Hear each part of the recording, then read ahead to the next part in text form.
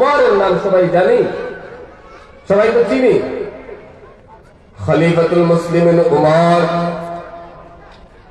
উমরে ফারুক রাদিয়াল্লাহু তাআলা আনহু দো জাহানের সরদার বাদশা ছিলেন। উমরে ফারুক ছিলেন বাদশা, রাষ্ট্রপ্রধান ছিলেন। উমরে ফারুক রাদিয়াল্লাহু তাআলা আনহু যখন রাত্রি বেলা বাইর হইতেন একা, উমরে ফারুক রাদিয়াল্লাহু তাআলা আনহু রাত্রি বেলা একা বাইর হইতেন, দেখতেন দুঃখী মানুষ আছে কিনা, কে অনাহারে আছে, কারা অনাহারে আছে, কারা না খেয়ে আছে, কারা ঘরের মধ্যে ছাউনি নাই, কে বিশ্রামের মধ্যে নাই, শান্তিতে নাই, দেখার জন্য বাইর হইতেন। ফারুকে আজম বাইর হইলেন। এক রাত্রে হঠাৎ শুনতে পান কান্নার আওয়াজ। যখন ফারুকে আজম কান্নার আওয়াজ শুনতে পেলেন, একটু এগিয়ে গেলেন। একটা ঘরের মধ্যে ছিন্ন ভিন্ন ঘর, ভাঙ্গা ঘর।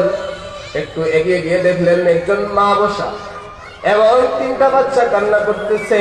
হযরতে উমরে ফারুক রাদিয়াল্লাহু তাআলা আনহু জিজ্ঞাসা করলেন, মা, এই সন্তানরা কেন কান্না করে? তাদের বাবা কোথায়? তাদের বাবা কোথায়? ফারুক আজমের জিজ্ঞাসার পর মহিলা বলল, বাবা, তুমি কি জানি না, তুমি কেন আসছো তাও জানি না, তুমি চলে যাও, তুমি জিজ্ঞাসা করার কোনো দরকার নাই, আমাদের কোনো লাভ নাই তোমাকে জিজ্ঞাসা, তোমাকে বলে। ফারুক আজম জিজ্ঞাসা করলেন, মা, তুমি বলো এদের বাবা কোথায়, সন্তানদের বাবা কোথায়, এরা কেন কান্না করতেছে? মা বলতেছে, জানি না তুমি কে বাবা, কিন্তু এদের বাবা এই রাষ্ট্রপ্রধানের কোথায় একটা যুদ্ধের মধ্যে গিয়ে শহীদ হয়ে গেছে। সে ছিল ইসলামের জন্য নিবেদিত প্রাণ, যুদ্ধের মধ্যে গিয়ে শহীদ হয়ে গেছে। শহীদ হওয়ার পর 1 বছর হয়ে গেল। এই জালিম বাদশা উমর এখন পর্যন্ত কোনো খোঁজ খবর নেই নাই, কোনো খবর নেই নাই। আমার সন্তানরা 3 দিন থেকে অনাহারে আছে, কোনো খাবার নাই। আমি আজকে পাতিলের মধ্যে পানি গরম করতেছি, পানি গরম করে তাদেরকে বুঝাচ্ছি, তাদের জন্য আমি খানা পাকাচ্ছি। এই অবস্থা। ফারুক আজম তো উনার সামনে দাঁড়ানো, কিন্তু পরিচয় দেয় না। ফারুক আজম কান্না করতেছে আর বলতেছে, মা গো, আপনি যদি অনুমতি দেন আমি আপনাকে কিছু সাহায্য করতে পারি, আমি কি হেল্প করতে পারি? মা বলে, মহিলা বলে, এই শহীদের স্ত্রী বলে, তুমি আমাকে যদি সাহায্য করে, এটা তো আমার কপাল, কি সাহায্য করবা? মহিলার কথা শোনার পর ফারুক আজম বললেন, একটু দাঁড়ান, আমি আসছি। ফারুক আজম দৌড় দিয়ে চলে গেলেন বাইতুল মালের কাছে। দরজা খোলার পর ফারুক আজম ওইখানে গিয়ে গোলামকে বললেন, গোলাম, দেরি করিস না, একটা আটার বস্তা আমার মাথার মধ্যে উঠায় দে গোলাম, তাড়াতাড়ি উঠায় দে। গোলাম বললেন, মালিক, ওগো খলিফাতুল মুসলিমিন উমর, আমি আপনার রাষ্ট্রের টাকা খাই, আমাকে রাষ্ট্র বেতন দেয়, আপনি কেন ওই আটার বস্তা কাদের মধ্যে নিবেন?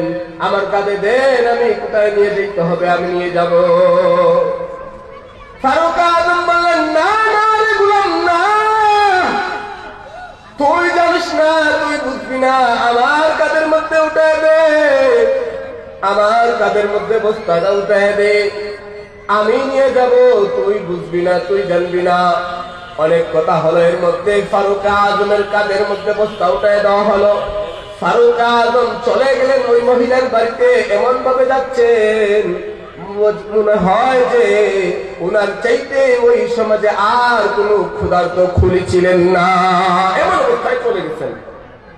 ওই মহিলার বাড়িতে যাওয়ার পর ফারুক আজম রুটিটা তৈরি, ফারুক আজম বলতেছেন, মা, আপনি খালি বানান, আমি রুটি বাঁচতেছি।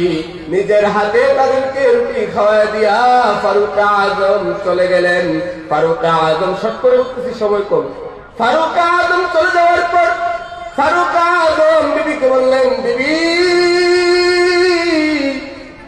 3 একজন মহিলা আসবে, আগামীকালকে মেহমানদারি হবে, আপনার যা তৌফিক হয়, যা সাধ্য অনুযায়ী তৈরি করতে পারেন, খানা পাকান, মেহমানদারি করতে হবে। এইদিকে আরেকজনকে বললেন যাও 10টা ডাল নিয়ে আসো, খেজুরের পাতা ছাড়িয়ে ডাল নিয়ে আসবা। এইদিকে আরেকজনকে বললেন যাও গুলাম যাও, ওই একজন মহিলা এক গ্রামের মধ্যে দেখবা একটা ভাঙ্গা ঘর, ওই ঘরের মধ্যে একজন মহিলা আছে, ওই শহীদের স্ত্রীকে বলবা রাষ্ট্রপ্রধান খলিফাতুল মুসলিমিন উমর আপনাকে আহ্বান করেছেন, আপনাকে ডাক দিচ্ছেন যাওয়ার জন্য। ওই মহিলা তখন অবাক হয়ে গেলেন, মনে হয় ওই যে গতকালকে যে রুটির বস্তা, আটার বস্তা মাথার মধ্যে আমার কাছে নিয়ে আইসা আমাদেরকে খাওয়াই গেছেন, আর খলিফাতুল মুসলিমিন উমরের নামে যে বদনাম করেছি, হয়তো ওই লোকটা খলিফাতুল মুসলিমিনের কাছে নালিশ করেছে। এই জন্য বোধ হয় আমাদেরকে আজকে খলিফাতুল মুসলিমিন ডাক দিয়েছেন, হয়তো আজকে আমাদেরকে ফাঁসির কাষ্ঠে ঝুলতে হবে, এখানেই হয়তো আমাদের শেষ সময়, এই জন্য হয়তো আমাকে ডাক দিয়েছেন। ওই মহিলা তখন বয়ে কাঁপতে কাঁপতে খলিফাতুল মুসলিমিন উমরের বাড়িতে গেলেন। উমরের রাজপ্রাসাদের মধ্যে গিয়া খলিফাতুল মুসলিমিনকে চিনেন না, দেখেন নাই, উনার চিন্তাধারা হয়তো আমি তো আর বাঁচবো না, যদি খলিফাতুল মুসলিমিন আমাদেরকে বা আমাকে ফাঁসি দিয়ে দেন তাহলে তো আমি আর দেখার সৌভাগ্য হবে না, তাহলে পর্দাটা একটু সরায়া দেখি খলিফাতুল মুসলিমিন কেমন। যখন পর্দাটা একটু সরালেন, সরিয়ে দেখেন ওই যে গতকালকে যে ব্যক্তি উনাকে ওই যে আটার বস্তা কাঁধে নিয়ে বহন করে খাওয়াই দিছিল, ওই ব্যক্তিটি সিংহাসনের মধ্যে বসা। উনি অবাক হয়ে গেলেন আর ওজনে কাঁদতে থাকলেন, হায় হায় আফসোস, কার নামে এত বদনাম করলাম, কাকে এত কিছু বললাম। যেই খলিফাতুল মুসলিমিন উমর এত উত্তম চরিত্রের অধিকারী, এত উত্তম একজন মানুষ, যেই মানুষের নামে বদনাম করলাম, জানি না আল্লাহ আমাকে মাফ করবেন কিনা। তখন খলিফাতুল মুসলিমিন উমরের কাছে গেলেন। উমরের কাছে যাওয়ার পর উমর রাদিয়াল্লাহু তাআলা আনহু ওই মহিলাকে বললেন, মা তুমি আমার চেয়ারে বসো। আমি নিচে আসলাম। নিচে আসার পর উনি যখন ওনার জামাটা খুলে দিয়ে পিঠার পেটটা বের করে দিয়ে বললেন, মা এই খেজুরের ডাল দিলাম, তুমি তোমার ইচ্ছা মতো মা আমাকে পিটাও, আমাকে পিটাও, মা আমাকে পিটাও, আমি খলিফাতুল মুসলিমিনের অপরাধ হচ্ছে মা। তুমি যদি মালিকের দরবারে নালিশ করো, তুমি যদি মালিকের দরবারে আমার নামে নালিশ করো, কিয়ামতের ময়দানে আমি আটকা পড়ে যাবো গো মা। তুমি তোমার ইচ্ছা মতো আমাকে পিটাও, আমাকে ইচ্ছা মতো পিটাও। কেমন ভয় ছিল মালিকের, চিন্তা করেন কেমন ভয়। এই জন্য ভাইরা আমার, আলোচনা এখানে শেষ করে ফেলবো। এই যে উমর রাদিয়াল্লাহু তাআলা আনহুর দেখেন মালিকের প্রতি কতটুকু ভয় ছিল। আর যদি আপনার আমার সমাজের মধ্যে এই ভয় থাকতো, আপনার ভিতরে মালিকের এই ভয় থাকতো, তাহলে আমাদের সমাজে এইরকম সুদের ব্যবসা, মদের ব্যবসা, ঘুষখোরের ব্যবসা, চুগলখোর, মুনাফিক, এই পরনিন্দাকারী, হিংসাকারীরা এই সমাজের মধ্যে ভারত না, ঠিক কিনা? একমাত্র রবের ভয় আমাদের অন্তরে নাই। কার ভয় নাই? একমাত্র রবের ভয় আপনার আমার অন্তরের মধ্যে নাই। যেই কারণে আমাদের সমাজে অশান্তি, আমাদের পরিবারে অশান্তি, আমাদের ঘরে অশান্তি, আমাদের রাষ্ট্রের মধ্যে অশান্তি, আমাদের সামাজিক ব্যবস্থায় অশান্তি, আমাদের সব জায়গায় অশান্তি। একমাত্র কারণ হচ্ছে রবের ভয় আপনার আমার অন্তরের মধ্যে নাই। এই জন্য যুবক ভাইয়েরা, এই অল্প দিনের দুনিয়াতে আসছি, অল্প দিন থাকবো, কখন জানি মাওলায় হুকুম করবে, মালিকের দরবারে চলে যেতে হবে। এই জন্য ভাইরা আমার, আল্লাহর ভয় অন্তরে ঢুকিয়ে মালিকের দরবারে যাওয়া চাই। তখন আপনার আমার আখিরাতও সুন্দর হবে, দুনিয়ার জিন্দেগিও সুন্দর, আখিরাতের জিন্দেগিও সুন্দর। আল্লাহ রাব্বুল আলামিন যেই কথাগুলো বললাম অল্প সময়ের মধ্যে, আপনাকে আমাকে আমল করার তৌফিক দান করুন। আমিন। ওয়া আখির দাওয়ানা আলহামদুলিল্লাহি রাব্বিল আলামিন। আসসালামু আলাইকুম ওয়া রাহমাতুল্লাহি ওয়া বারাকাতুহু।